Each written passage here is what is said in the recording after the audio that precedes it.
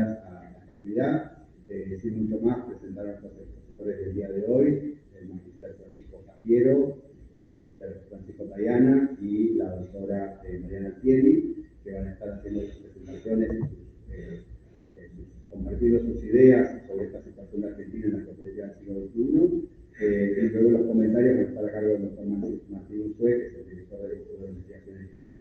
Entonces, para no sacar más tiempo, ya arrancamos primero con la presentación del magister Francisco Cafiero, que es uno de los pilares fundamentales también del pensamiento de la Argentina, con la vinculación con distintos países en América Latina y también en el este asiático, en particular en China, en la India.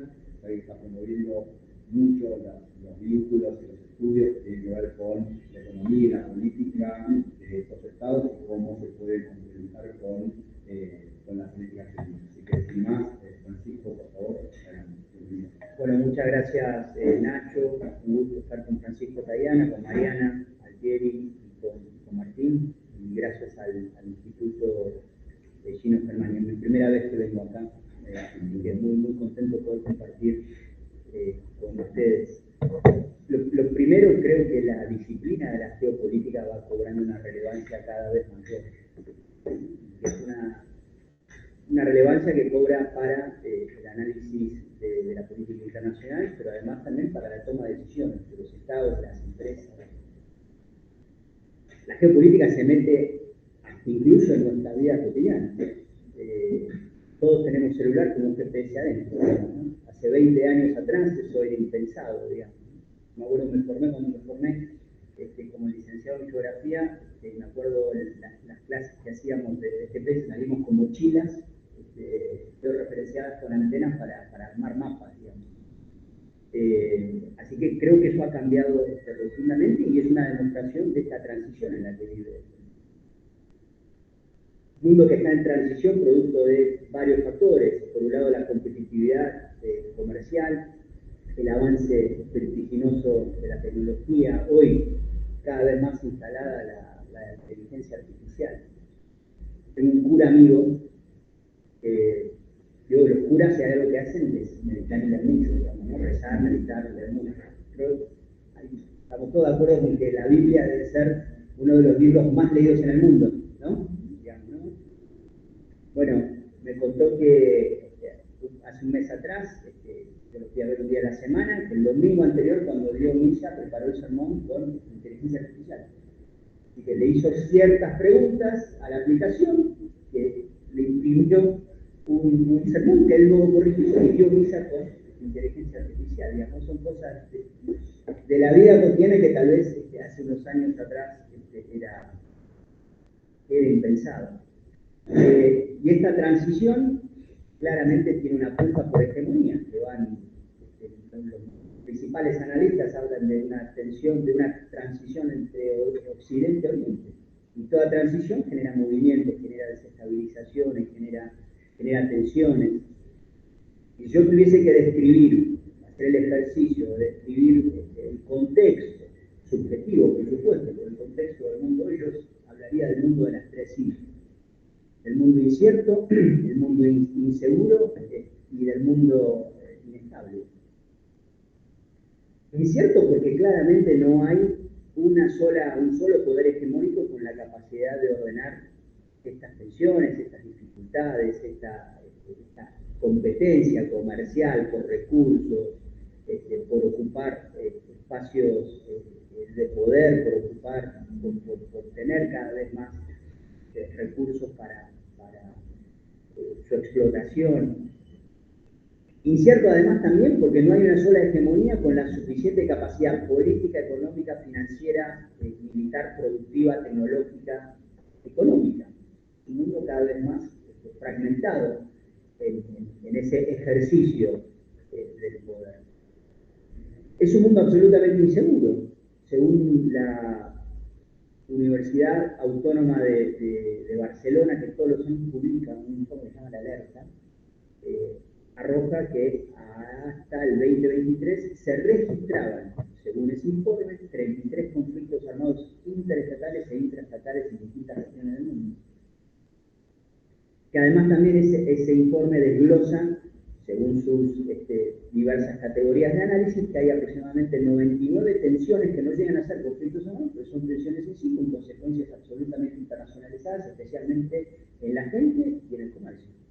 En la gente, donde geográficamente se despliega ese conflicto, y en el comercio de esa zona, en esa región.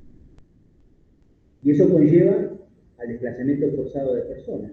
Cifras que arrojan distintas agencias de las Naciones Unidas demuestran números alarmantes. Algunas solamente en relación a migración forzada producto de tensiones y conflictos armados, creo que superaba los 120 millones hace unos años atrás, de personas estamos hablando. Es un número muy preocupante. Y además nosotros vivimos en una región que, si bien está libre de conflictos armados interestatales, eso es claramente un logro de la diplomacia, del derecho internacional, de las capacidades políticas de los estados de nuestra región para superar las diferencias a partir del diálogo. Vivimos en una región que es absolutamente insegura. Los índices de criminalidad y de inseguridad ciudadana que tenemos en nuestra región son muy preocupantes. Es una región, digo para describir esto y ponerlo en contexto, donde el 80% de su población viven en grandes ciudades, en grandes urbes como la nuestra, el área metropolitana de Buenos Aires. Y es además también una región absolutamente desigual, la más desigual del planeta. ¿Y qué quiero decir con esto? Que la brecha entre los que más recursos tienen y menos recursos tienen es donde más se acentúa. Y sabemos que las desigualdades son grandes incentivadoras, promotoras de la inseguridad. 3 de los 10 países más que tienen la mayor concentración de la riqueza en pocas manos están en nuestro país, están en nuestra región, quiero decir. México, Costa Rica y Colombia. Y que son países que concentran muchísima riqueza y que claramente tienen mucha gente sin... hay un problema de distribución de la riqueza. Y otro dato que me parece sumamente alarmante. Todos, el mundo contemporáneo, creo que puede calificar al 2020 como un año muy oscuro producto de la pandemia que se llevó puesto al mundo, ¿no? Caída del Producto Bruto, muertes. América Latina se estima que representa alrededor del 8,6, 8,9% de la población mundial. Y ese año solamente de los registros oficiales se estima que el 30% de las muertes provocadas por el COVID en el mundo fueron en nuestra región. Es decir, casi el 9% de la población en el mundo, pero el 30% de las muertes provocadas por el COVID registradas, ¿no? Nosotros tenemos un problema serio para registrar. Digo, nosotros, la región tiene problemas en ese sentido. Y eso es muy alarmante. Y eso es una clara, a mi juicio, una clara demostración de las desigualdades. Es inestable.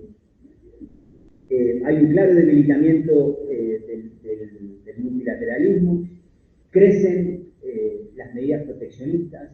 Fuimos de los últimos 30 años del offshoring al reshoring y al nearshoring, digamos, ¿no? Ejemplos concretos, los casos Estados Unidos, México, cómo a partir de esas políticas hay una clara convivencia.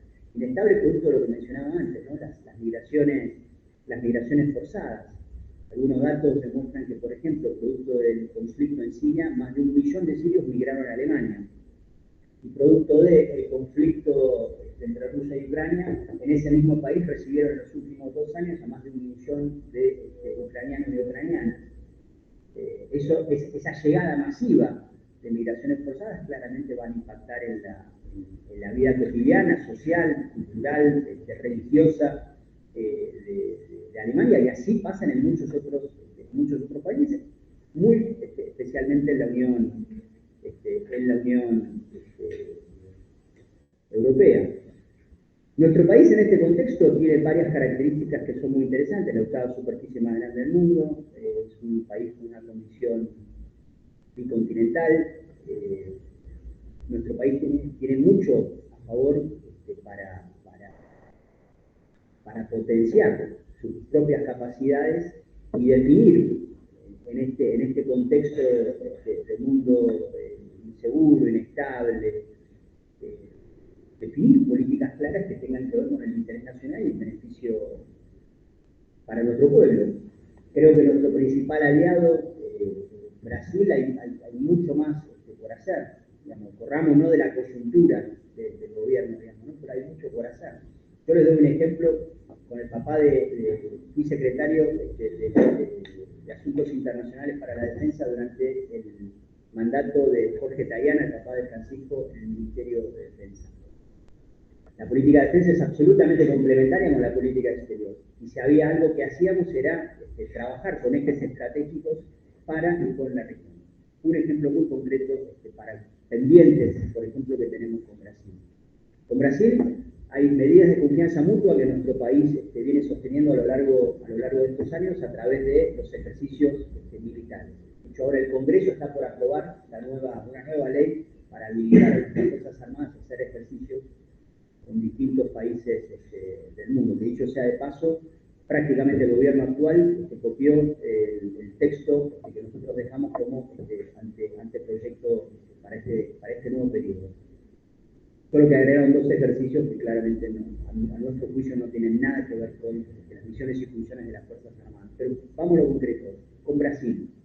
La Armada Argentina sostiene prácticamente todos los años o año de por medio un ejercicio que se llama el Fraterno, que es muy importante para el adiestramiento de los hombres y mujeres de las respectivas armadas, ¿no? Pensemos, ¿no? El litoral marítimo que tanto Argentina tiene como Brasil tiene. Nosotros tenemos un proyecto que se llama Pampa Azul, producto de la extensión marítima de nuestro país. Brasil tiene algo parecido que denominan la Amazonia Sur, digamos, ¿no? Esto digo como los ejércitos de ambos países, año y año de por medio, realizan un ejercicio enorme que se llama el Arandú. Con el papá de Francisco estuvimos en ambos, ¿no? El Fraterno y el Arandú. Ahora, las Fuerzas Aéreas no tienen un ejercicio para fortalecer las medidas de confianza mutua. Carecemos, además, también una mirada conjunta para nuestra condición esencialmente bicontinental, hacer política conjunta antártica.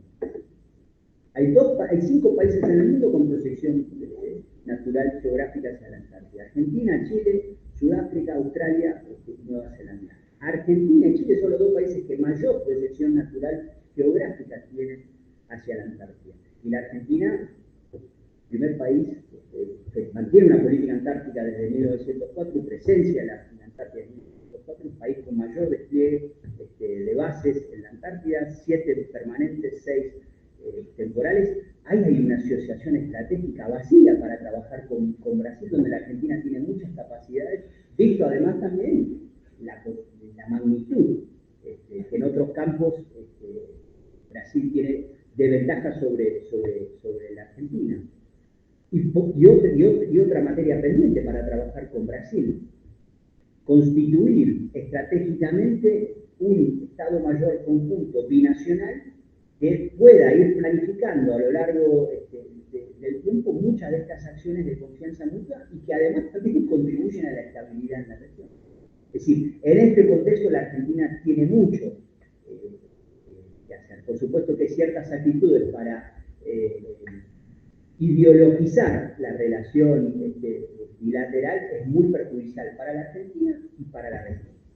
Y obviamente también para Brasil. Digo esto por nuestro actual gobierno, eso es muy claro. Segundo, la alianza de los BRICS. Nacho hablaba del sudeste asiático, de la India, de China. La Argentina perdió una oportunidad histórica en poder asociarse con ellos. Según cifras de la balanza comercial del año registradas, del año 2022, podemos sacar las conclusiones de cada $10 que entraban a la Argentina, hoy todo lo que exportamos, 8 provienen de países no occidentales. El 40% de las exportaciones nuestras van a los BRICS. Los BRICS representan aproximadamente el 42% de la población mundial y el 24% del Producto Bruto Mundial. Perdón, dije el 30%, no 40%, de nuestras exportaciones van para los BRICS. Forman parte del G20 y nos perdemos además también de un compromiso que ya había asumido nuestro gobierno anterior, de un crédito muy importante del Banco de Desarrollo de los BRICS. En eso, creo que, y en esta puja, ¿no?, entre Occidente y Oriente, creo que hoy Oriente ofrece mucho más para países como la Argentina y para el sur global que lo que puede ofrecer Oriente, por supuesto que Occidente. Por supuesto que nosotros tenemos una cultura absolutamente occidentalizada y hay que seguir manteniendo relaciones, fortaleciendo las relaciones con Occidente, pero hay que aprender también de nuestro pasado, de nuestro presente y sacar lecciones aprendidas. ¿Por qué digo esto? Porque si somos un país con una enorme potencialidad de exportar materia prima y próximamente energía, bueno, no es clave que no tengamos una mirada y una política absolutamente periférica sobre eso, y que a lo que producimos y a lo que producimos pongámosle siempre el mayor valor agregado posible. Eso es fundamental. Y hay que mirar el desarrollo de otros países. El año pasado con Jorge Tayana fuimos a la India. Primera vez que un ministro de Defensa de la Argentina va en calidad de ministro de Defensa a la India. Fuimos a ver aviones de combate, fuimos a ver empresas misilísticas, fuimos a ver empresas de alta tecnología de la defensa y mantener una reunión bilateral entre el ministro de Defensa argentino y el ministro de Defensa de la India, que es uno de los países que más invierte en materia de defensa en el mundo y que más desarrollo tecnológico impone a su industria militar. Dicho sea de paso, según registros de diversas institutos de análisis y revistas especializadas, el año pasado fue el año que en el mundo más se invirtió en materia de defensa. Que fue además también, según varios análisis, 9% más de lo que se gastó en el 2022 a los inicios de la guerra de Rusia y Ucrania. ¿No? Estamos digo esto para poner en clave de algunas cifras también. India tiene una decisión política para su desarrollo de su industria para defensa para llegar al 2030 con el 100% de los componentes de sus sistemas de defensa hechos 100% en la India. Digamos, ¿no? Propone un horizonte, propone un lineamiento que, claro, es súper interesante verlo y analizarlo. Ahora, creo que nosotros tenemos que prestar atención con clave estratégica a esto. Y, por último, desideologizar la mirada de la política internacional. Producto de la impronta de ideologizar las decisiones que en los últimos 8 meses la Argentina viene tomando, nos fuimos quedando fuera de muchas agendas donde la Argentina en el mundo es referencia. Fuimos quedando fuera de agendas vinculadas a los derechos humanos, al cambio climático, al género. Nos fuimos quedando esencialmente afuera de la capacidad de diálogo para ir resolviendo problemas estructurales que tenemos en la región. Sin ir más lejos, el caso de Venezuela. Producto de las posiciones que toma nuestro gobierno, no es hoy un actor válido para contribuir a una solución política y pacífica a esa tensión que vive el pueblo venezolano. Y muy perjudicial lo que se transmite por muchos, es muy perjudicial lo que se transmite por muchos medios de comunicación. Hemos hecho pedidos de informes para que el Ejecutivo aclare en relación a esto del posible involucramiento de nuestro país en abastecer armamento a través de munición al conflicto entre Rusia y Ucrania. Y la Argentina tiene muy buenas tradiciones en su política exterior, que claramente por una posición ideológica, una lectura del mundo, a mi juicio, absolutamente fuera de tiempo, atemporal y fuera de contexto, nos van llevando a quedarnos afuera de muchos campos donde la Argentina pueda aportar, pero además también nos comprometen en agendas que son muy perjudiciales para el presente y para el futuro de la Argentina. Con esto, no sé si me dice bien. No, está perfecto, estamos en 6 minutos también. Gracias, Francisco.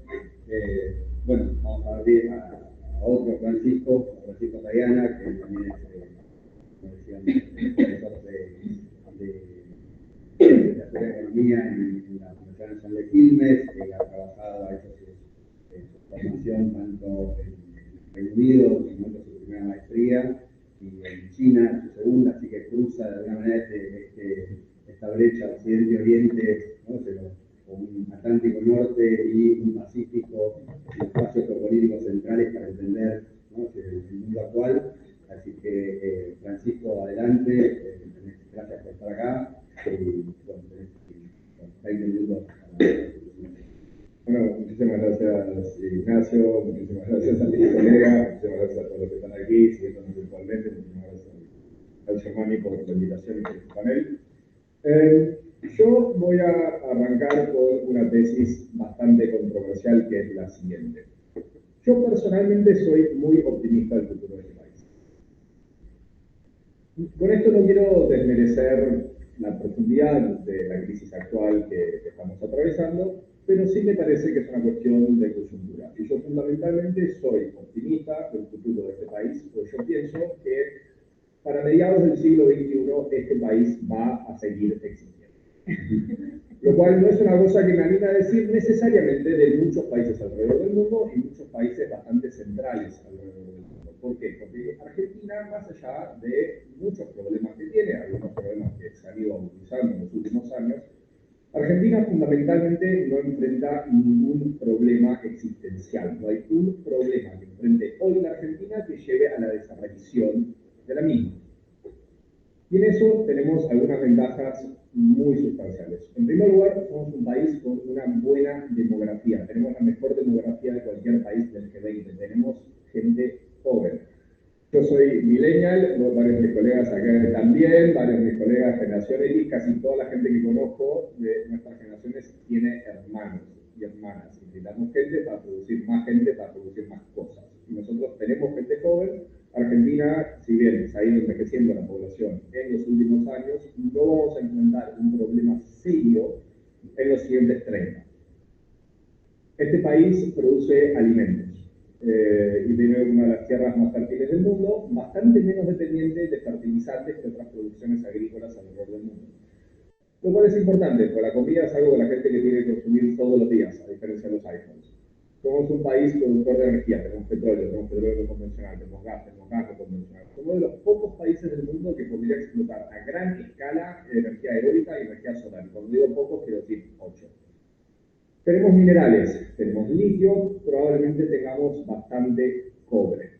En los siguientes 20 años se tiene que minar más cobre que todo el cobre que se ha minado en la historia humana, y la historia humana empieza en la edad del bronce, y para el bronce está cobre. Se tiene que minar más cobre en los próximos 20 años que en los últimos 5.000. Este es un país bien anclado geográficamente, con una cordillera, un océano, una meseta, una jungla, una Mesopotamia. Es un país donde la mayoría de la población, la producción de alimentos, los ríos navegables, los puertos, la industria, y la población se encuentra en la franja central de un país mayoritariamente chato, lo cual significa que este país fundamentalmente no se puede partir. En términos militares, este país es prácticamente inexpugnable. Hay potencialmente 2 países que con mucho esfuerzo podrían tal vez invadir exitosamente la Argentina, y ninguno de los 2 tiene un motivo para hacerlo. No tenemos hipótesis de conflicto actuales con nuestros países vecinos. Es una zona de paz y nadie nos está apuntando armas nucleares, lo cual no es un dato menor. Esto sí, además, en relación al tamaño de la población. La población argentina va a seguir creciendo, lo cual significa que la economía va a seguir creciendo, pero no va a crecer tanto. Se calcula que más o menos tendremos alrededor de 50 y pico, 60 millones de personas para el 2050 o el 2060. Eso significa que aún con un crecimiento económico en promedio bajo, este país tiene una posibilidad muy real de ser sustancialmente más próspero. Ahora, con un desempeño económico bueno, no digo milagro económico, no digo crecimiento a tasas chinas, digo crecimiento económico sólido, 4%. Si este país creciese al 4% en los siguientes 35 años, se duplica el PBI en términos nominales y terminaríamos tanto en un PBI nominal como un PBI per cápita comparable que hoy tiene Italia para el año 2060, un crecimiento del 4%. No es fácil, no es imposible, no es un milagro. ¿Y por qué se nos podría dar? Bueno, porque a diferencia de nuestro país, yo soy bastante menos optimista de la situación del resto del mundo en los siguientes 30 años. Empecemos por algo que para mí es el gran problema que va a atravesar buena parte de la humanidad y va a ser el problema en los siguientes 30, 40 años. Ese problema se llama colapso demográfico por envejecimiento de la población y caída de natalidad. Esto es un problema que no ha sucedido nunca en la historia humana. ¿Por qué? Porque es un producto de la modernidad industrial y varios motivos que podemos debatir más adelante. Pero este problema nunca sucedió y está apenas arrancando. Esto significa que nadie tiene una sola idea de qué hacer al respecto. No hay una sola teoría económica que nos indique qué se puede hacer. Todas nuestras teorías económicas se basan en el presupuesto de un crecimiento demográfico. Muchas de nuestras instituciones se basan en el presupuesto de un crecimiento demográfico. Por ejemplo, los sistemas previsionales, las jubilaciones. No quisiera que me malinterpreten, pero esencialmente las jubilaciones son un esquema piramidal. Si necesitamos 3 trabajadores por jubilado, eso significa que necesitamos 9 trabajadores por esos 3 jubilados y 27 por esos 9 y así, así, así. Eso no se sostiene en un esquema donde las poblaciones empiecen a colapsar. Además, este proceso ya está bastante avanzado y la demografía, por varios motivos, es un problema muy difícil de resolver desde un punto de vista de gobernanza, porque ningún político en ninguna parte del mundo va a tomar medidas hoy que sean impopulares por algo que podría llegar a ser un problema en 20, 30 años. Este no es un problema nuevo, no es que estamos descubriendo la pólvora, este problema se sabía hace 20, 30 años, el problema es que el momento para hacer algo al respecto era hace 20, 30 años y hoy ya es tarde. No hay soluciones sencillas y los experimentos que han habido con migraciones masivas han llevado a una serie de resultados bastante complejos. Y un dato curioso es que, en general, cuanto más cae la tasa de natalidad en un país, más anti-inmigrante se vuelve esa misma población. Es una correlación que vemos que sucede una y otra vez.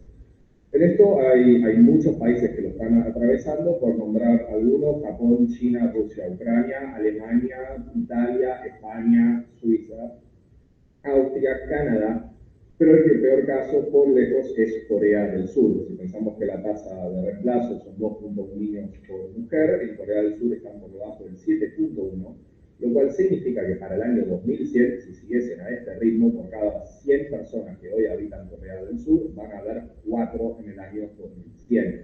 Se calcula que la población de Italia se va a reducir a la mitad en los siguientes 40 años.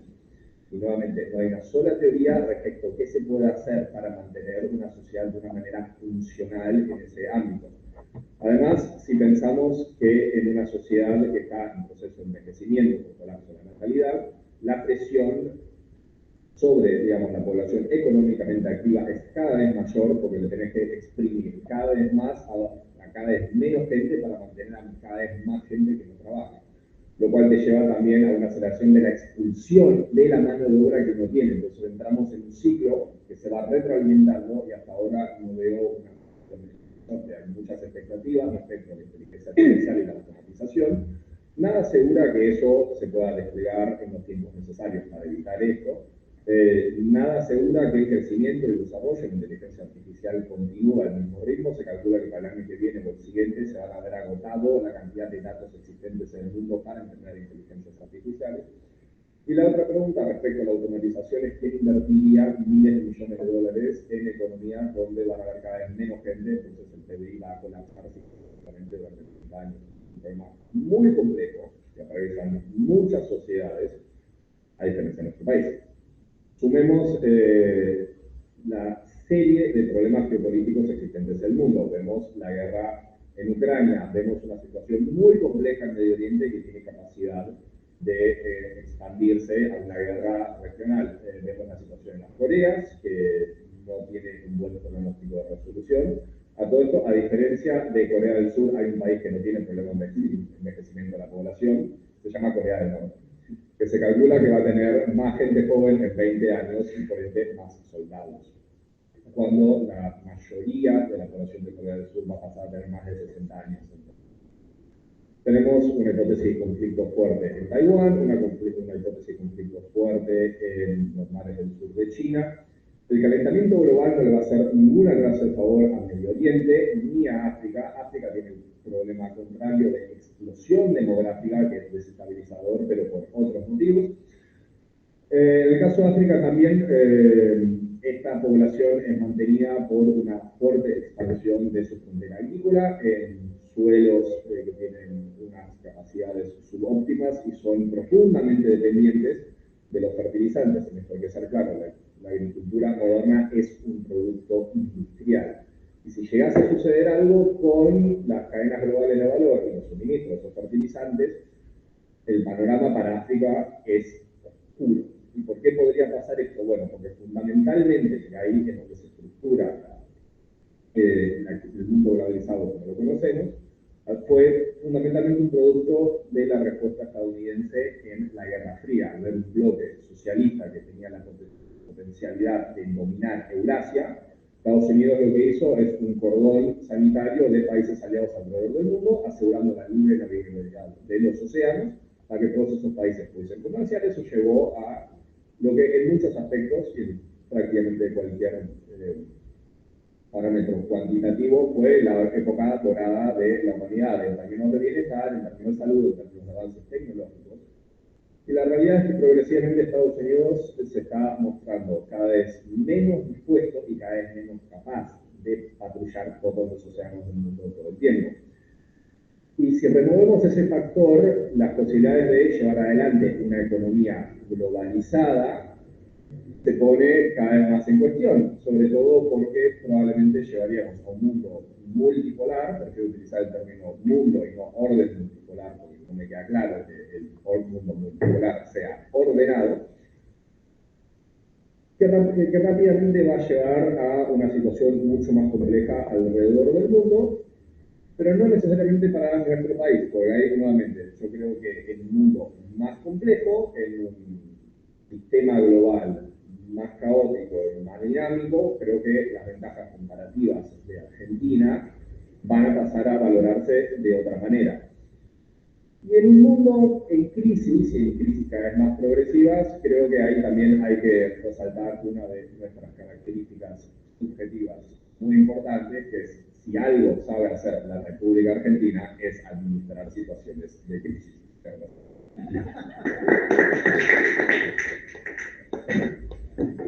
Bueno, excelente, gracias Francisco por la presentación y por este escenario optimista, ante otras reservas, pero bueno, optimista al fin, después vamos a completar unos comentarios. A una aclaración, nos comunicó recién Cecilia Mies que con un tema familiar no va a poder estar presente, estaba anunciada, iba a ser nuestra historiadora en todo esto, historiadora de la familia exterior argentina y de las nacionales, pero bueno, fue una circunstancia familiar que otros.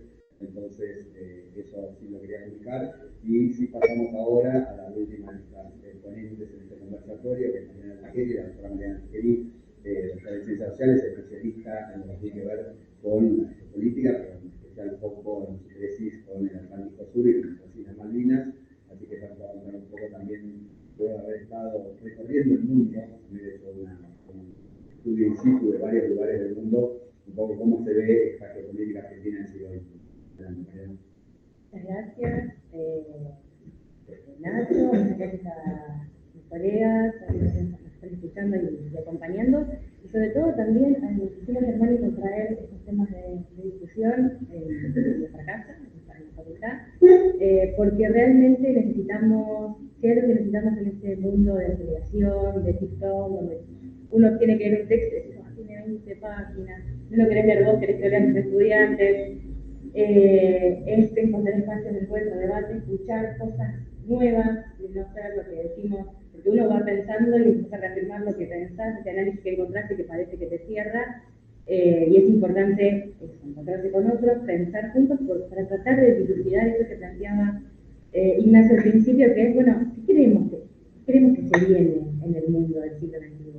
Y creo que, por lo menos desde mi perspectiva, estamos hace un tiempo que estamos un poco involucrados discutiendo mucho la actualidad con un análisis hacia atrás. Entonces discutimos, estamos en una nueva guerra fría, es un mundo bipolar. Bueno, ¿cómo era el mundo bipolar? En el mundo bipolar estaba entonces sí, estamos en no, es un desorden, no hay un orden, entonces, perfecto, por supuesto, necesitamos narrativas del siglo, de lo que estamos viviendo, pero perdimos un poco esa necesidad de proyectar aunque sea 5 años adelante, proyectar 20, 30 años adelante, tomar los análisis, los datos que tenemos y decir, bueno, podemos hacer estos análisis con mayor o menor capacidad explicativa de cuál es el orden o desorden que estamos viviendo en este momento de transición. Estamos hablando de la transición desde que yo empecé a trabajar estos temas, mínimo hace, voy a decir 20, pero es mucho, 15 años, cuando empieza la emergencia de China, de riscos de resto, del censo del resto, cambiamos el momento unipolar, se transformó, y sí, seguimos en transición, porque es lo que decía Francisco de las 3 I, ¿no? Incierto, inseguro, inestable, totalmente de acuerdo, pero un poco no terminamos de perder el miedo a la incertidumbre, a habitar un mundo con incertidumbre, y en realidad, mayormente en la historia de la humanidad, la incertidumbre siempre fue la regla, es la niebla de la guerra, ¿no? La idea de, es muy difícil prever, hay muchos factores a tener en cuenta, la idea de un mundo más o menos ordenado y previsible que emergió en la Guerra Fría, porque había un montón de doctrinas que decían, bueno, tenemos disuasión mutua asegurada, tenemos una cantidad de reglas que nos fuimos inventando y que fueron acordando los líderes de ese momento también, para brindar cierta certidumbre frente a un miedo muy grande que era la posibilidad de la destrucción, por la potencia de fuego que habíamos conquistado con la potencia nuclear, con la bomba atómica, se fue diluyendo. Y en realidad el desafío es, bueno, ¿cómo evitamos esa incertidumbre? ¿Qué certidumbre queremos construir? Porque un poco lo que nos pasa en la Argentina, no sé si también en el resto del mundo, pero por lo menos en nosotros y tal vez un poco también en la región, es que estamos tratando de buscar esa certidumbre, estamos tratando de salir a buscar esas respuestas en vez de construirlas.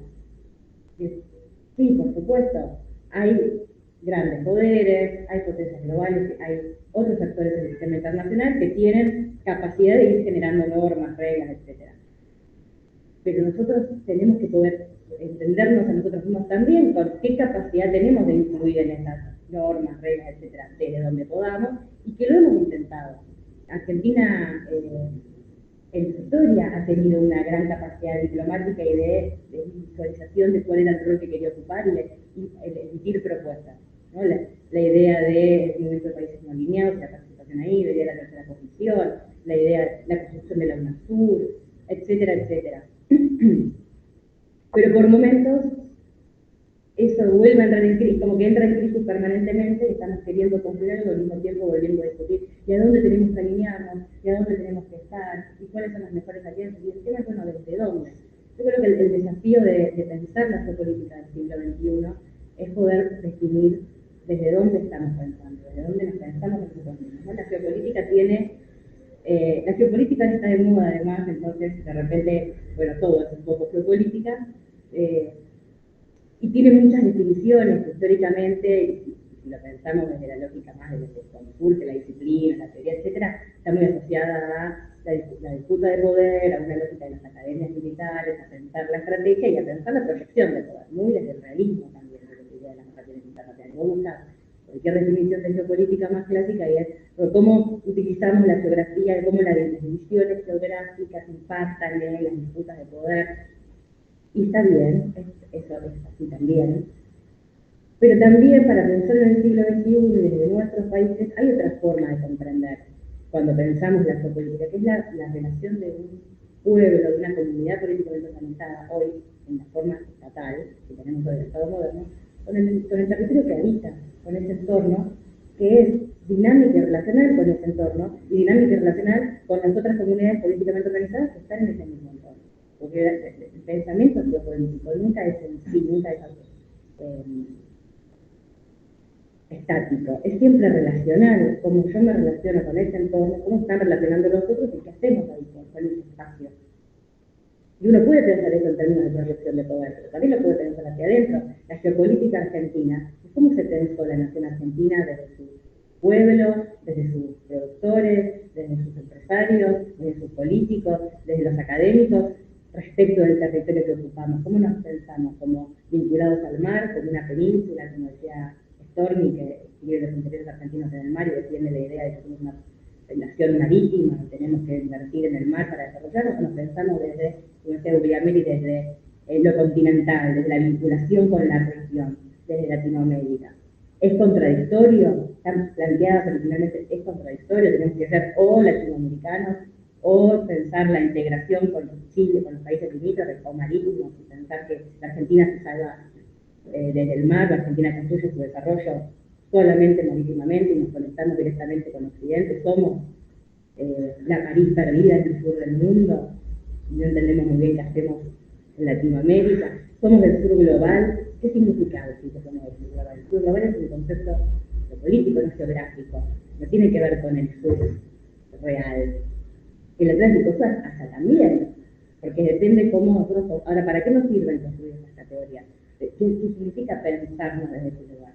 Significa pensar con quién creemos que tenemos que construir, pero también cómo se va a dar ese mundo. Entonces creo que es esa doble dinámica, ¿no? Pensar cómo proyectamos que va a ser ese mundo, qué es ese mundo y que va a seguir evolucionando, con la visión positiva que decía Francisco recién. Y bueno, si creemos que hay un boom demográfico en África, no creemos que tal vez por más que sea desestabilizador en gran medida, también va a ser, es un gran consumidor de alimentos, como va a seguir siendo, si encima es dependiente de cuestiones que tienen que importar técnicas industriales para poder intentar autogarantizarlo, creemos que por ahí puede llegar a haber una oportunidad de cooperación.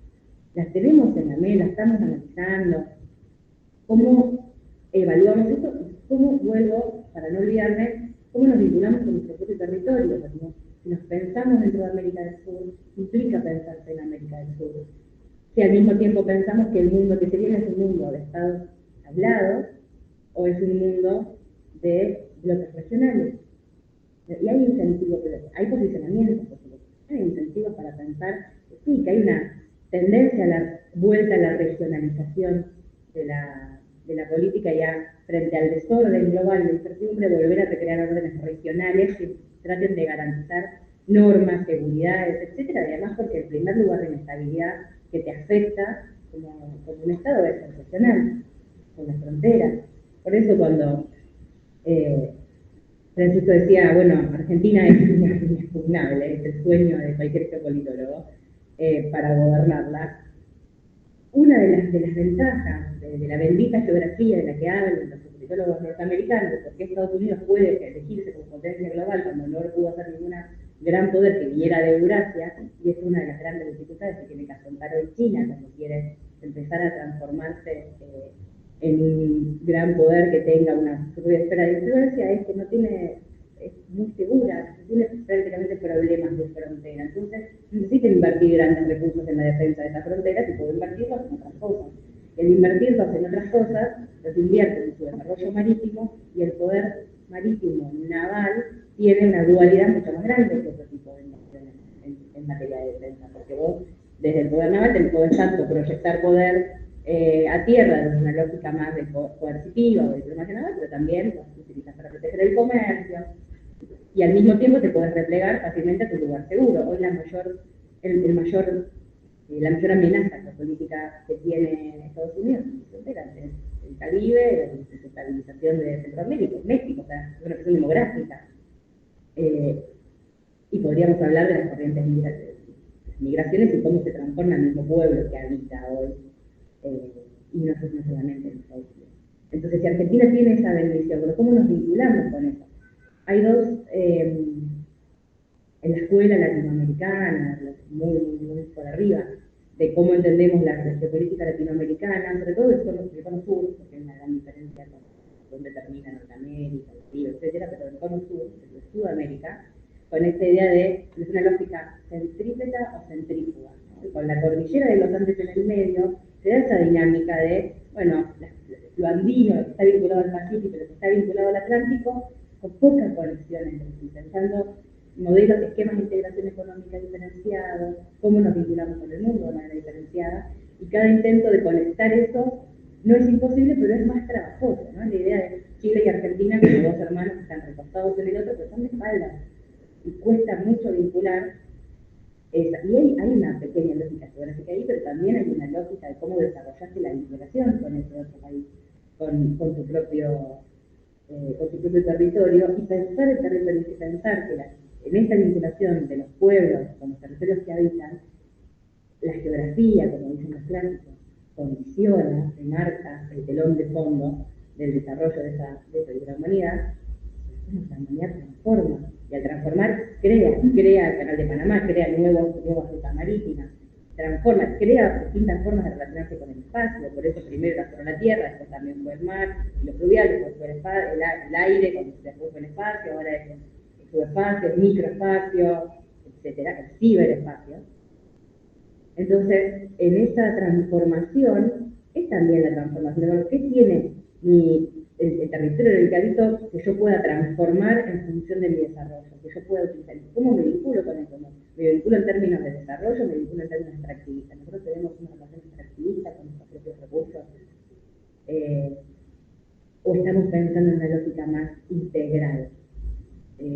Porque si no, parece que siempre hay una lógica fragmentada de pensar la propia geografía argentina, donde el desarrollo del norte no logra conectarse con la Patagonia, los recursos, tenemos un espacio ecuménico, un espacio poblado de desarrollo muy concentrado alrededor de la Cuenca del Plata, y después tenés grandes espacios vacíos, y el Vaca Muerta queda re lejos, y el litio nos queda re lejos, y casi que podría conectarse más naturalmente con Chile, con los países limítrofes, y eso lo vemos como una amenaza a veces, como una amenaza a la desintegración nacional, o cómo transformamos eso en ventajas, en oportunidades, qué inversiones requerimos. Hacer un puerto de aguas profundas en la Patagonia tensiona con la posibilidad de integrarnos en términos de recursos con Chile, con el corredor oceánico y conectarnos con el Pacífico. Tiene que ser siempre un modelo de tensión de una cosa o la otra. Eso porque vivimos permanentemente en la lógica de la escasez, que no terminamos de encontrar el círculo virtuoso para hacer que toda esta maravilla que ya recursos redunde en un bienestar permanente y proyectado constante de nuestra relación, de nuestro pueblo.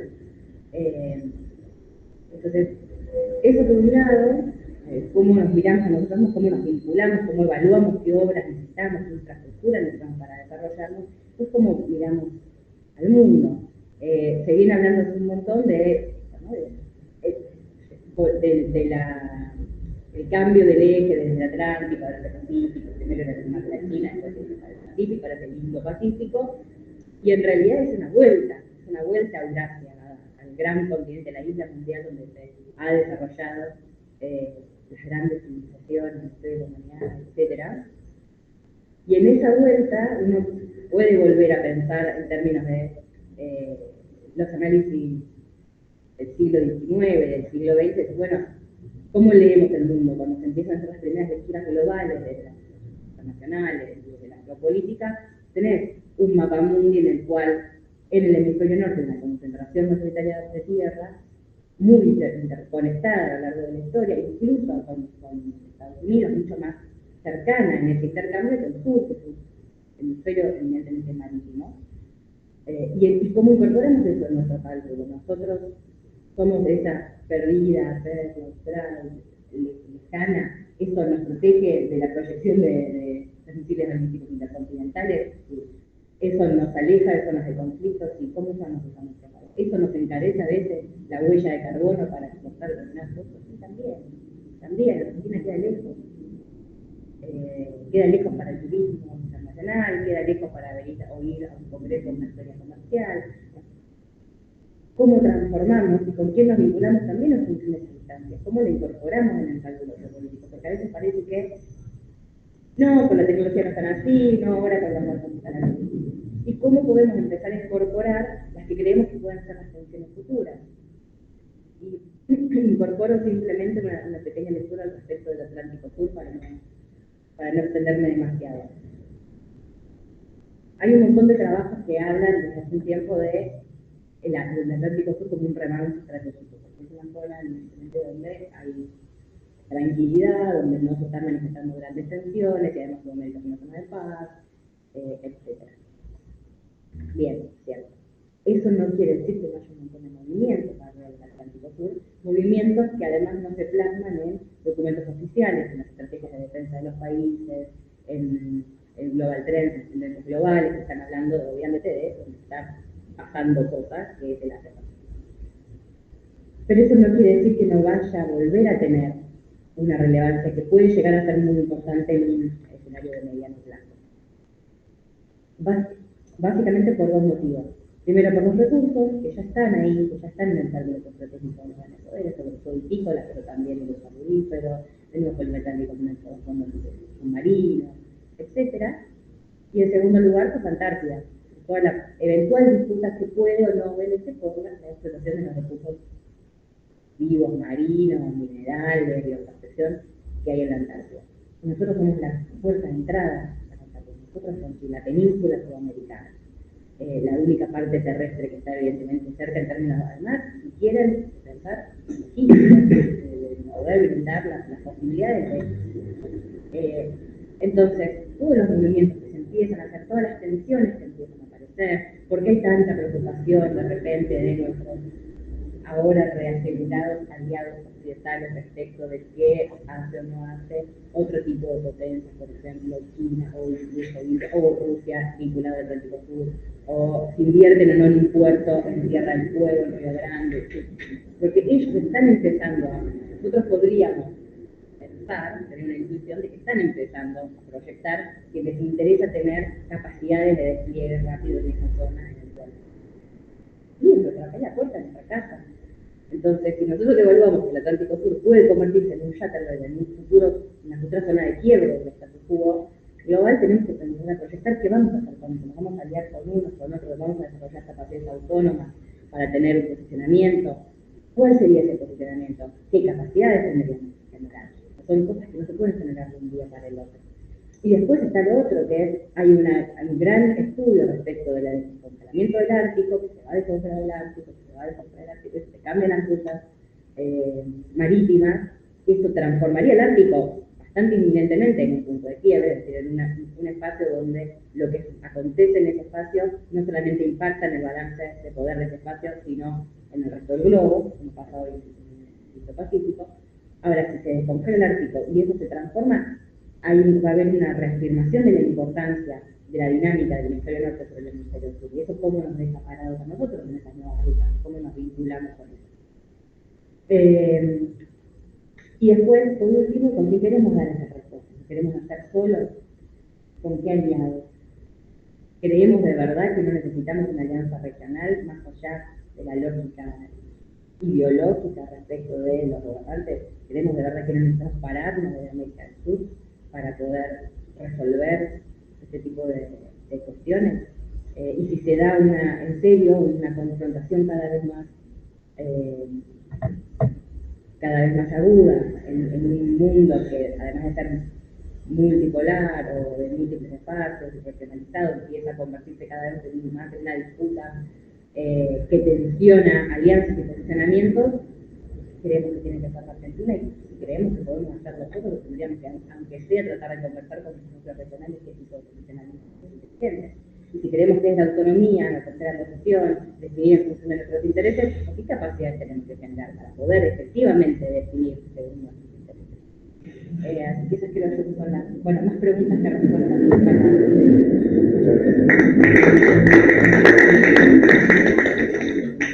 Bueno, y ya para dar cierre de alguna manera a la actividad del día de hoy, los comentarios finales a cargo del doctor Martín Unzué, que es el director de investigaciones en los Germanic, nada muy amplia de la geopolítica, que tiene que ver tanto con la económica y los aspectos que tienen a las vinculaciones de Argentina con políticas exteriores,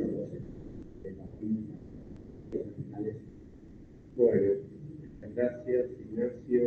Bueno, primero, a mí me parece muy importante que podamos hacer este encuentro y que podamos tener esta oportunidad de pensar en el mediano y largo plazo.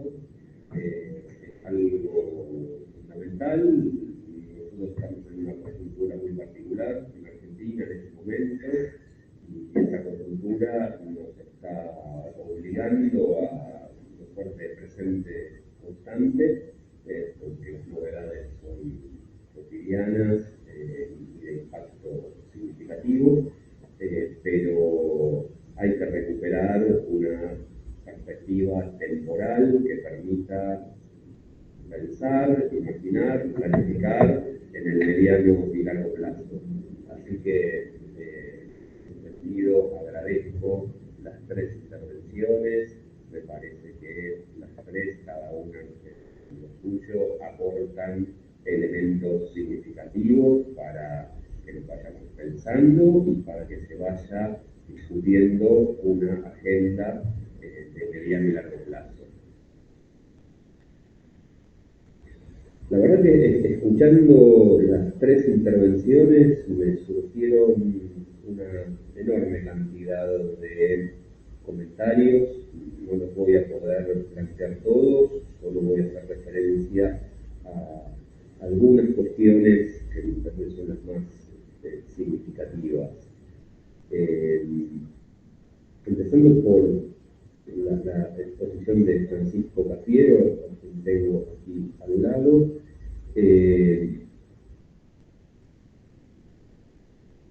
Creo que señalaste, tanto con las tres I's, hiciste una descripción de un escenario internacional, señalaste una serie de grandes problemas que seguramente van a tener modo de desarrollo en breve.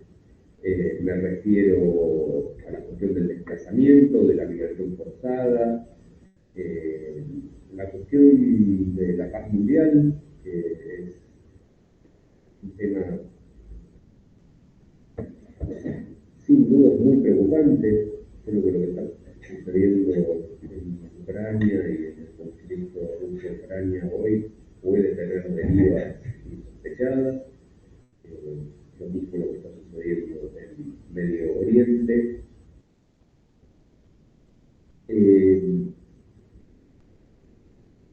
Coincido en que es posible que vayamos hacia un mundo con mayor proteccionismo, más cerrado.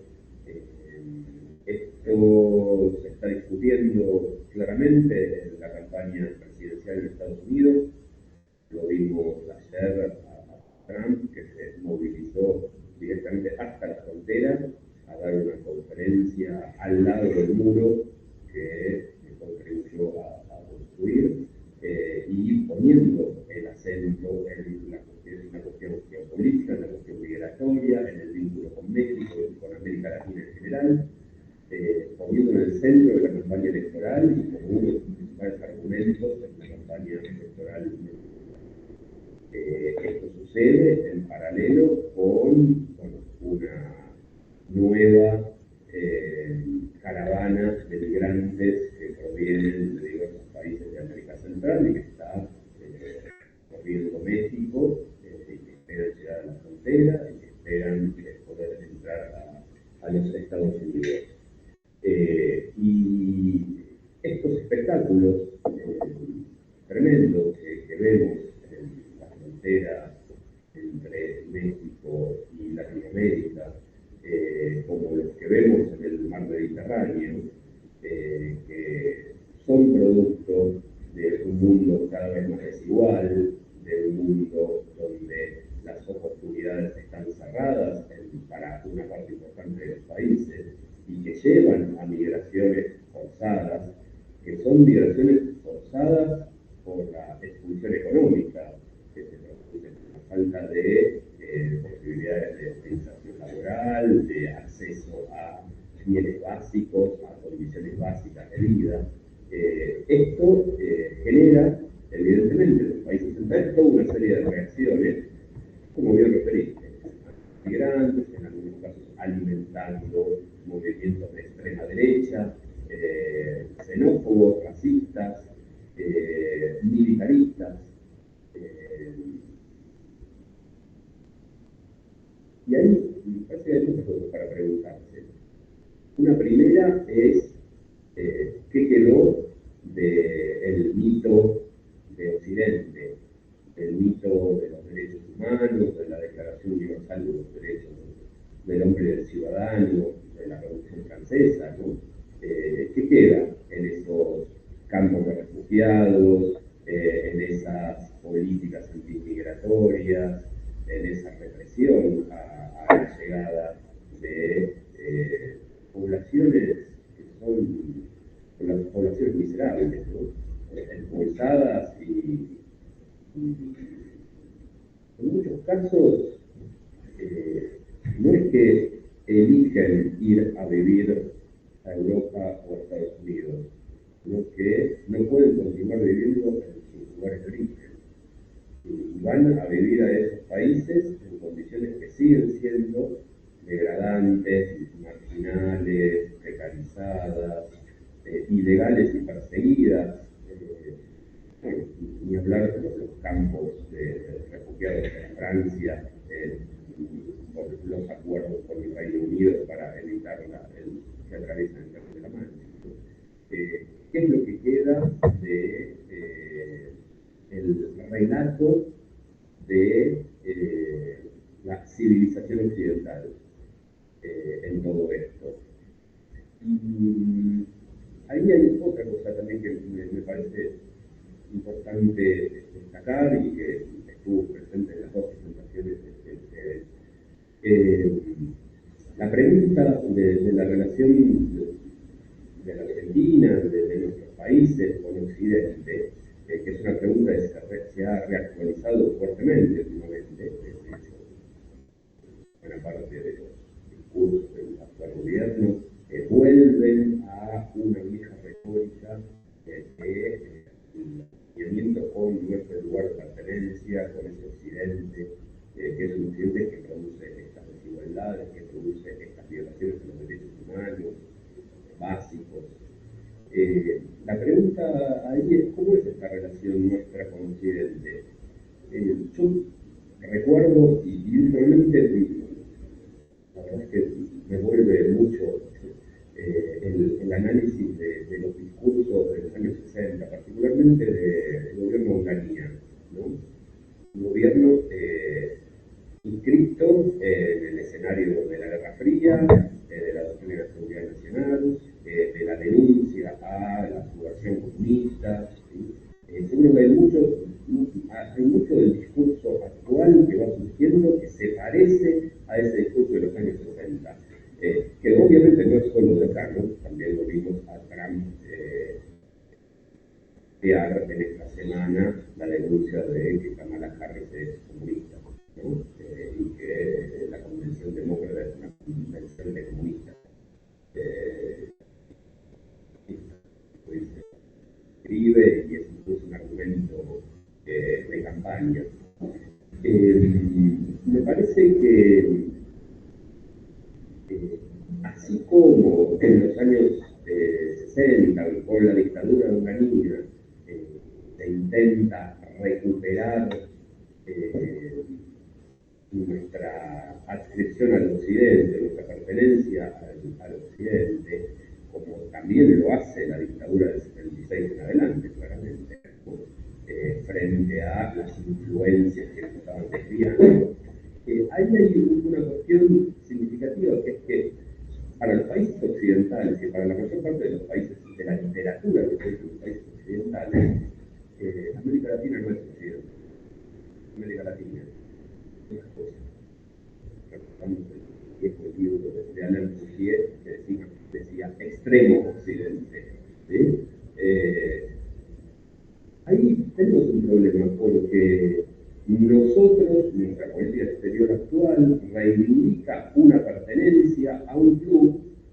al que no pertenecemos, que no nos reconoce como socios, que nos ha señalado siempre esa diferencia, que nos ha estado siempre del lado de afuera.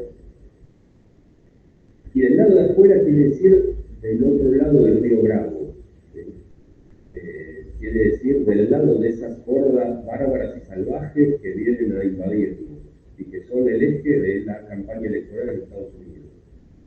Entonces ahí me parece que hay muchas cuestiones para pensar y también para responder algo de lo que estaba planteando Mariana muy bien, que es quiénes somos nosotros, o desde dónde hablamos, o cómo es nuestra relación con nuestros países vecinos y demás.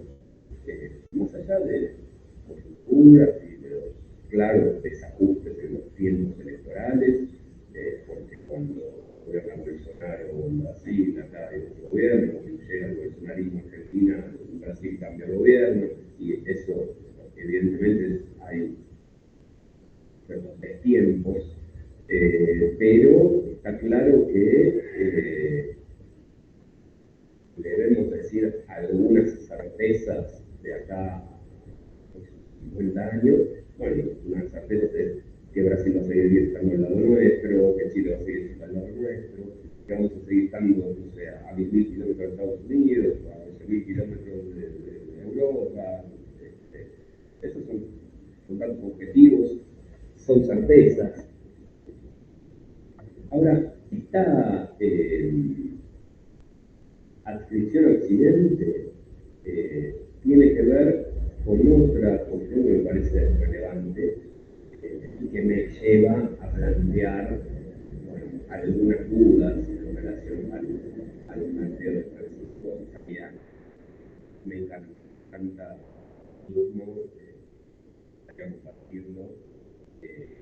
No digo que el escenario no vaya a ser así, la verdad desearía que sea ese nuestro horizonte, pero creo que hay un partido abierto, que puede pasar cualquier cosa, que hay muchas fuerzas que son fuerzas que reproducen la asimetría mundial, que entienden que el bienestar, entienden que la riqueza, entienden que el poder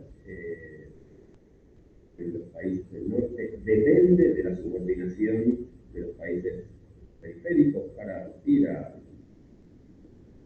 bueno, han usado décadas. Y esta voluntad desenfrenada de romper vínculos, de ideologizar la política exterior, de unirse a ese discurso de nuestra pertenencia a Occidente, bueno, no es nuevo, lo hemos visto en muchos momentos, deja marcas que son marcas difíciles de recuperar, luego, porque deja cimenta compromisos, condicionamientos, y que en general son compromisos y condicionamientos que producen subordinación. Hay algunos conceptos que se han dejado de lado, pero colonialismo, imperialismo, me parece que son conceptos para ir recuperando. De hecho, podemos ver con sorpresa que en algunos países de África esto está recuperando una relevancia significativa, ¿no? Países de Sahel y demás, por ejemplo, están siguiendo un proceso de revisión de ese legado colonial, entendiendo que es un impedimento a cualquier forma de desarrollo, a cualquier forma de mejora de nuestras perspectivas, de nuestras condiciones de vida. Porque es cierto lo que dice Francisco Ayala, que la Argentina tiene una cantidad de atributos, de riquezas potenciales, infinitas, cosas infinitas, pero importante, significativa, singular en el contexto mundial. Pero también es cierto que todo eso puede irse por un ducto de un puerto de la Patagonia y sin participación, sin impacto en nuestra economía, en nuestra realidad, y que hay muchas fuerzas que trabajan para eso, y que en general son estas fuerzas que adhieren a esta idea de que bueno, somos Occidente, nos debemos a Occidente, lo que tenemos es para contribuir a la grandeza de Occidente.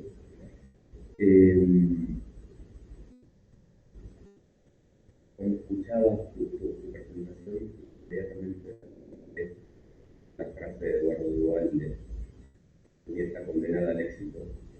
Es una frase, yo creo, con mucha potencia, ¿no? ¿Cuánto ha pasado desde ese momento, en estas últimas 2 décadas? ¿Cuánto ha pasado que no lo ha confirmado esa condena? No sabemos bien cuándo se terminará de ejecutar, pero hoy estamos peor de hace 20 años en muchos aspectos. Y es muy sensible que, bueno, sabemos las riquezas que tiene Vaca Muerta, por ejemplo, pero fue el Departamento de Geología de Estados Unidos el que primero vio la riqueza de Vaca Muerta. Sabemos el potencial estratégico que tiene el Atlántico Sur y la proyección hacia la Antártida, pero esto también lo saben la flota norteamericana, la cuarta flota norteamericana, y viene la general a cargo y va a Tierra del Fuego, a ver bueno, qué es esto, dónde está, cómo... ¿O así? ¿Decimos la general también? Totalmente, pero hay que digo estos momentos en los que la política exterior se vuelve así ideológica y declara este amor incondicional al Occidente, el retorno a las relaciones carnales, sellan compromisos, acuerdos, obligaciones, entrega, hace concesiones. Un ejemplo, ¿no? La discusión que hubo la semana pasada en relación a hacia dónde iba el gasoducto de Vaca Muerta, que si a Bahía Blanca o a Tierra o a yo sé que uno de los argumentos que estuvo ahí dando vueltas fue encapsular esta inversión. En el siguiente sentido, mandar el gasoducto a Bahía Blanca es potencialmente que una parte de ese gas se empiece a usar para la industrialización, para desarrollar el polo petroquímico Bahía Blanca, para otras cuestiones. Entonces, la inversión lo que busca es poner recursos en algo que solo va a servir para exportar y por lo tanto que solo va a garantizar un ingreso en dólares. Entonces, es una inversión en dólares que lo que quiere es garantizar que sean dólares los que va a recibir. Entonces, se va a armar un puerto en el medio de la nada, con un gasoducto en el medio de la nada, que solo va a servir para la exportación del GNL. Y está pensado en esos términos, que son términos antitéticos con la idea del desarrollo productivo, industrial, nacional. Es una matriz de extracción de recursos que, bueno, conocemos un montón de casos, ¿no? Africanos, muy ricos. Nigeria es muy rico. Sin embargo, la población de Nigeria vive muy mal, porque es una economía bastante parecida a una economía esclave. Entonces, yo veo que ahí hay un riesgo enorme. Tenemos litio, tenemos cobre, tenemos gas, tenemos petróleo, etc. Ahora, no tenemos capacidades ni condición para que algo de eso quede o que esté pensado para el desarrollo local. Bueno, perfectamente todo todo eso puede salir por un gusto casi gratis y no llevarnos a ningún escenario de desarrollo, de prosperidad, no al contrario, ¿no? A un escenario de empobrecimiento, de latinoamericanización de la Argentina. La Argentina se está latinoamericanizando aceleradamente, porque somos un país cada vez más desigual, cada vez más pobre, donde va desapareciendo la clase media, basta salir a la calle. La consecuencia es la inseguridad sanitaria, que va creciendo, que era algo que la Argentina se distinguía de otros países de la región, en esa medida. Era notable la diferencia con Brasil, con México, etc. Sin embargo, nos vamos acercando porque la sociedad argentina se va apareciendo, y se va apareciendo con independencia de cuántas vacas muertas consigamos. Bueno, tengo muchas cosas más, pero en todo caso podemos después. Les agradezco 3 intervenciones que parecen muy interesantes, muy diferentes para poder pensar, y bueno, nuevamente le agradezco a Ignacio por haber organizado la mesa y a todo el CH que alimenta constantemente con actividades relevantes la vida académica del instituto. Muchas gracias.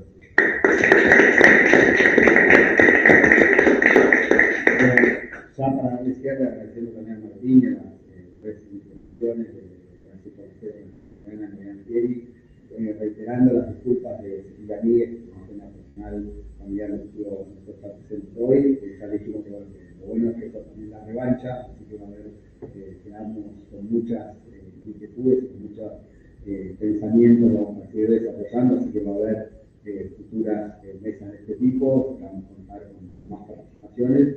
Y bueno, desde ya, quienes están siguiéndonos ahora en el vivo, pero esto va a quedar grabado y va a quedar para en redes, así que eso también hoy en día, en este desarrollo, digamos, de las formas híbridas y el escenario virtual para llevar a las actividades académicas, a veces tiene mucho impacto la recirculación de estas actividades, seguir, digamos, construyendo. Y lo último que quiero decir es que estamos haciendo esta actividad en un contexto de lucha universitaria. Como saben, estamos tratando de mantener, siempre se mencionaba la particularidad, la excepcionalidad, lo extraordinario que tiene Argentina en lo que había sido su esquema, digamos, de inclusión social, ¿no? Con diversos mecanismos, y entendemos que la universidad pública, si bien no es una solución a problemas de fondo que siguen siendo muy importantes, es uno de los mecanismos de movilidad social más importantes que tuvo la sociedad argentina en últimas décadas, que ha sido transformadora y que sigue siendo transformadora. Esto lo estamos haciendo desde la Universidad de Buenos Aires,